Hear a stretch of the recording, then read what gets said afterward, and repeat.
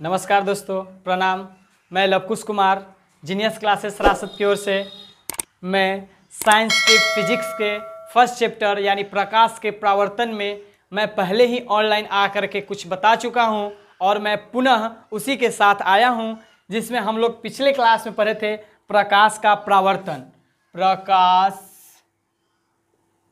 का प्रावर्तन दोस्तों मैं बता दूं कि इसमें पिछले क्लास में सिर्फ प्रकाश का प्रावर्तन से संबंधित बताए थे, उसमें कुछ छूट गए थे।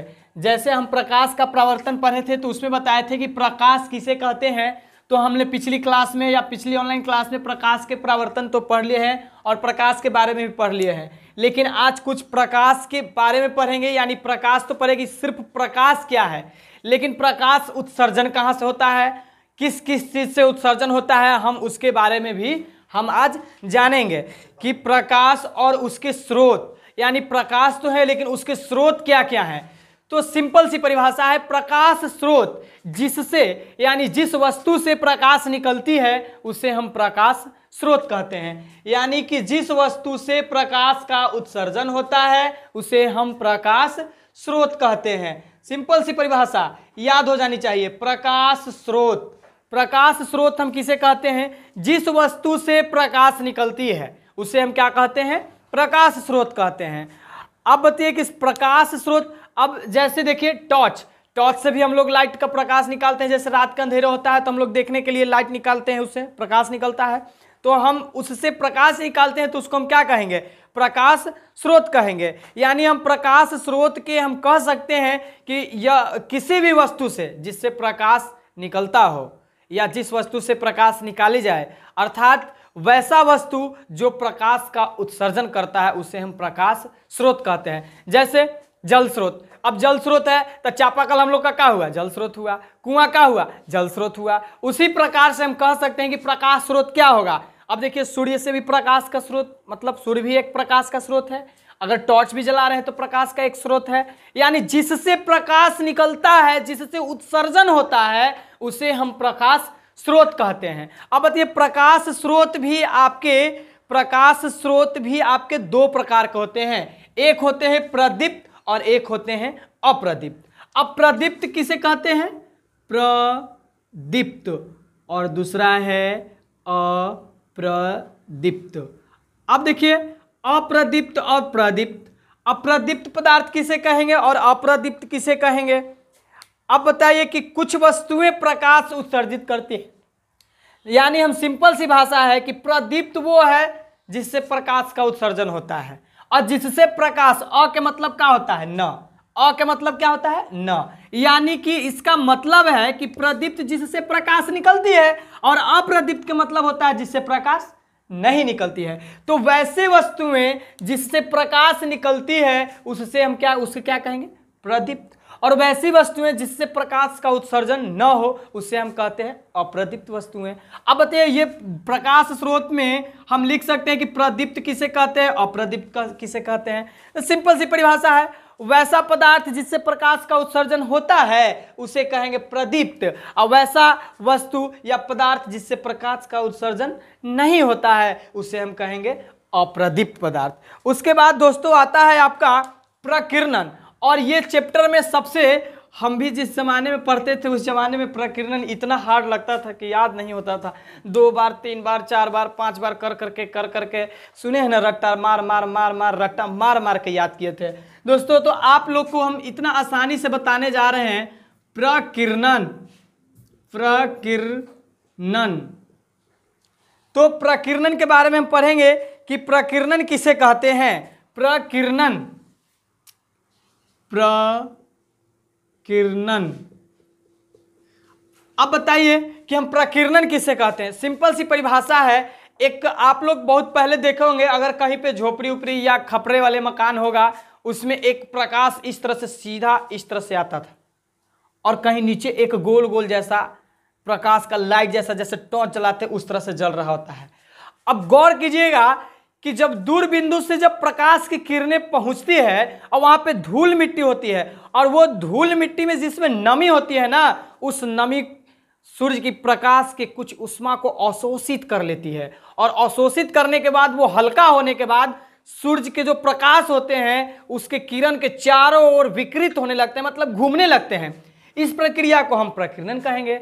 यानी इसकी परिभाषा के ऊपर अगर हम कह सकते हैं, दूर बिंदु से आती हुई प्रकाश की किरणें एक सूक्ष्म कणों पर जब पड़ती है तो वो जो सूक्ष्म कण जिसपे प्रकाश पड़ा वो प्रकाश की किरणें की कुछ जो उष्मा, उसमें जो गर्माहट होती है उसको अवशोषित कर लेती है। कौन? धूल कण। धूल कण अवशोषित करके उसके चारों ओर विकृत होने लगते हैं। दूर से आती हुई प्रकाश की किरणें जब धूल कण पे पड़ती है तो धूल कण प्रकाश की किरणें के जो उष्मा होते हैं उनको अवशोषित कर लेते हैं। अवशोषित करने के बाद उसके चारों ओर विकृत होने लगते हैं। इस प्रक्रिया को हम क्या कहते हैं?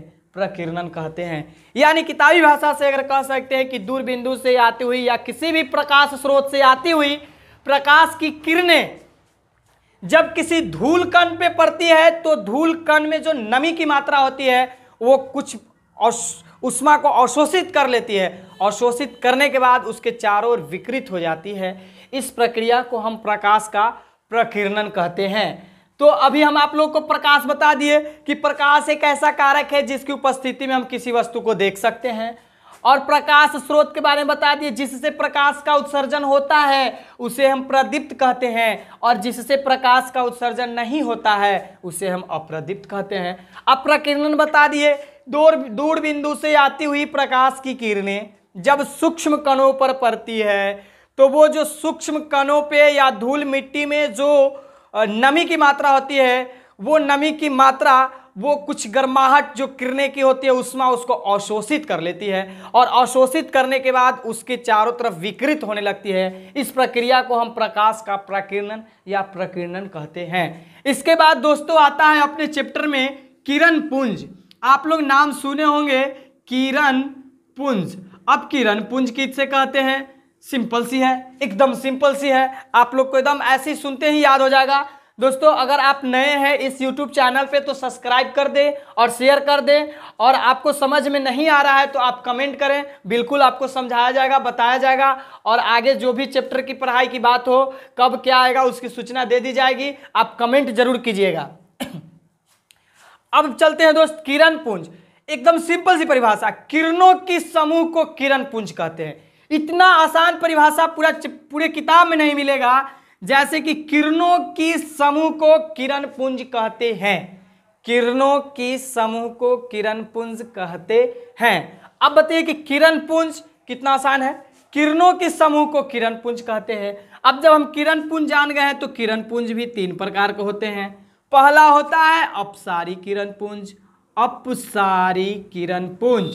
दूसरा होता है समांतर किरण पुंज।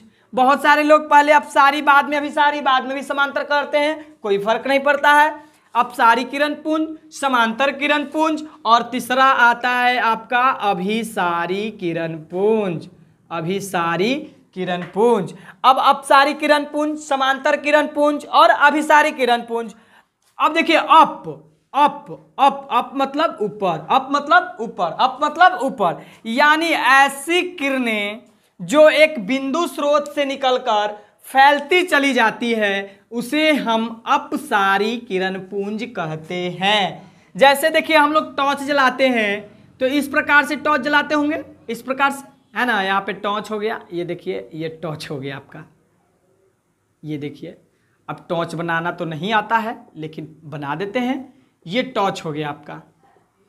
अब ये आपका हो गया प्रकाश स्रोत। अब इस प्रकाश स्रोत से जब प्रकाश निकल के किरणें देख रहे हैं फैलती चली जा रही है, देख रहे हैं ना, चली जा रही है। आप लोग टॉर्च का तो यूज करते ही होंगे, कहीं शीशे की तरह इसे भी तो मुंह पे नहीं ना चमकाते हैं, नहीं चमकाइएगा नहीं तो फिर पीटे जाइएगा जिस तरह से हम शीशा चमका के पीटे थे। अब देखिए हम इसे कह सकते हैं अपसारी किरण पुंज। अपसारी, अपसारी, अप मतलब ऊपर। अभी देख रहे हैं ना, तो इसको हम परिभाषा दे सकते हैं, एकदम सिंपल वे में परिभाषा है कि किसी भी बिंदु स्रोत से निकलकर प्रकाश की किरणें फैलती चली जाती है, फैलती चली जाती है। अप ऊपर की ओर जा रहा है, अपसारी किरण पुंज, यानी एक बिंदु स्रोत से निकलकर प्रकाश की किरणें फैलती चली जाती है। एक बिंदु स्रोत से निकलकर प्रकाश की किरणें फैलती चली जाती है, इस प्रकार के किरण पुंज को हम प्रकाश का अपसारी किरण पुंज कहते हैं। यानी एक बिंदु से निकलकर फैलती चली जाती है, एक बिंदु स्रोत से निकलकर प्रकाश की किरणें फैलती चली जाती है, एक बिंदु स्रोत से निकलकर प्रकाश की किरणें फैलती चली जाती है, इस प्रकार के किरण पुंज को हम अपसारी किरण पुंज कहते हैं। आप लोग राइट डाउन कर लेंगे। दूसरा है समांतर किरण पुंज, दूसरा है समांतर किरण पुंज, समांतर किरण पुंज, समांतर किरण पुंज। अब देखिए समांतर किरण पुंज, अब इस प्रकार के किरण पुंज में समांतर होते हैं किरणें, किरणें क्या होते हैं? समांतर होते हैं, एकदम समांतर, समान अंतर, दोनों किरणों के बीच यहां से शुरुआत से लेकर लास्ट तक समान अंतर होते हैं। जैसे देखिए इस प्रकार के अंतर होते हैं दोनों प्रकार के किरणों को, इस प्रकार के अंतर होते हैं दोनों में समान अंतर होते हैं, सभी जगह पे उतना ही दूरी होती है। यानी कि दूर बिंदु से आती हुई प्रकाश की किरणें, दूर बिंदु से, अब मान लेते बहुत दूर से जैसे सूर्य का आ रहा है, अब देखिएगा दो आदमी लाइन में खड़ा होकर के देखिएगा, वो दोनों का परछाई भी बनेगा तो एकदम समांतर बनेगा। आप समांतर खड़ा रहिएगा, आपका परछाई भी समांतर बनेगा। दो वस्तु भी रखिएगा, दोनों वस्तु का परछाई भी बनेगा, प्रतिबिंब भी बनेगा, तो क्या बनेगा? समांतर बनेगा। तो यानी हम समांतर किरण पुंज हम उसे कहेंगे जो किरणों के बीच समान अंतर हो, एक दूसरे के बीच समान अंतर हो, जितना यहाँ अंतर होगा, जितना यहाँ अंतर होगा, जहाँ इतना अंतर होगा, हम समांतर किरण पुंज की परिभाषा दे सकते हैं। वैसे किरण पुंज जिसके किरणों में एक दूसरे में समान अंतर हो, यानी उसे समान अंतर हो, उसे हम समांतर किरण पुंज कहते हैं। अब सारी समझ गए? एक बिंदु स्रोत से निकलकर प्रकाश की किरणें फैलती चली जाती है, उसे हम अपसारी किरण पुंज कहते हैं। वैसे किरण पुंज या जिसके एक दूसरे किरण पुंज या किरणों में समान अंतर हो, वैसे किरण पुंज जिसके किरणों में समान अंतर हो, उसे हम समांतर किरण पुंज कहते हैं। जैसे मान लीजिए कि यहाँ से प्रकाश किसी भी तरह से आ रहा है और ये दोनों किरणों में समान अंतर है, इस प्रकार के हम किरण पुंज को हम समांतर किरण पुंज कहते हैं। दोनों में समान अंतर है, समान अंतर। वैसे किरण पुंज जिसके किरणों में समान अंतर है, उसे हम क्या कहेंगे? समांतर किरण पुंज। अपसारी किरण पुंज किसे कहें? जिस वस्तु से प्रकाश निकलती है या किसी बिंदु स्रोत से प्रकाश निकलती है और फैलती चली जाती है, इस प्रकार के किरण पुंज को हम क्या कहेंगे? अपसारी किरण पुंज। अभिसारी समांतर हो गया, अब है अभिसारी। अब देखिए अभिसारी को समझने के लिए कि हम अभिसारी किरण पुंज किसे कहेंगे, तो अभिसारी किरण पुंज एक इस प्रकार का किरण पुंज है, इसमें प्रकाश की जो किरणें होती है एक बिंदु पर आके मिलती हुई प्रतीत होती है, आती है सभी जगह से, लेकिन एक बिंदु पर मिलती हुई प्रतीत होती है। जैसे ऐसे लग रहा है कि यहाँ पे आकर के चारों तरफ से प्रकाश की किरणें यहाँ पे मिल रही है, रुक रही है। जैसे गाड़ी के इंडिकेटर लाइट देखते हैं, मारता है भुक और उसके बाद लाल जलते रहता है, लगता है कि वहाँ पे लड्डू हो गया। उसके बाद फिर एक बार भुक करता है और उसके बाद फिर आ जाता है और आकर के फिर प्रकाश, और उसके बाद फिर यहाँ पे लगता है कि लाल जैसे जल रहा है कोई चीज, इस तरह से। तो इस प्रकार के हम किरण पुंज को हम क्या कहेंगे? अभिसारी किरण पुंज। क्या कहेंगे? अभिसारी किरण पुंज। समांतर किरण पुंज जान गए? समांतर किरण पुंज जैसे सूर्य के प्रकाश होता है, उसमें जो किरणें की समूह होते हैं वो सब समांतर होते हैं। अपसारी समझ गए? टॉर्च जलाने के बाद प्रकाश जब निकलता है प्रकाश स्रोत से तो उसकी किरणें एक फैलती चली जाती है, मतलब प्रकाश फैलती चली जाती है। उस प्रकार के किरण पुंज को हम क्या कहते हैं? अपसारी किरण पुंज। अपसारी किरण पुंज समझ गए, समांतर किरण पुंज समझ गए, अभिसारी किरण पुंज समझ गए। अब उसके बाद आपका आता है प्रकाश का परावर्तन, जो हम पहले बता चुके हैं। तो एक बार फिर से मैं दोहरा देता हूं, प्रकाश किसे कहते हैं? प्रकाश एक ऐसा कारक है जिसकी उपस्थिति में ही हम किसी वस्तु को देख सकते हैं, अन्यथा नहीं देख सकते हैं। दूसरा है कि प्रकाश स्रोत, तो जिस वस्तु से, जिस बिंदु से प्रकाश का उत्सर्जन होता है या जिस बिंदु से प्रकाश निकलती है, उस बिंदु को या उस जगह को या उस वस्तु को हम प्रकाश स्रोत कहेंगे। अब था कि प्रकाश स्रोत में एक प्रदीप्त था और एक अप्रदीप्त था। अब बताइए कि जिस वस्तु से प्रकाश निकलेगा उसी को ना हम प्रदीप्त कहेंगे, और जिस वस्तु से प्रकाश नहीं निकलेगा उसे हम अप्रदीप्त कहेंगे। उसके बाद था आपका किरण पुंज। अब किरण पुंज किसे कहते हैं, सॉरी उसके पहले था प्रकीर्णन। तो प्रकीर्णन हम आपको बता दिए कि जब किसी बिंदु स्रोत से प्रकाश की किरणें आती है और किसी भी धूल कण पे पड़ती है, तो धूल कण में जब नमी की मात्रा होता है ना, तो वो नमी के मात्रा को वो प्रकाश की उष्मा के कारण पहले उसको अवशोषित करता है, और उष्मा को अवशोषित किया धूल कण, उसमें नमी की मात्रा है तो उसको अवशोषित करने के बाद वो तो हल्का हो गया, हल्का हो गया तो वो विकृत होने लगता है, चारों तरफ ही विकृत होने लगता है प्रकाश के चारों तरफ। तो इस प्रक्रिया, जो पूरे प्रक्रिया हुआ, इस प्रक्रिया को हम प्रकाश का प्रकीर्णन कहते हैं। फिर आया किरण पुंज।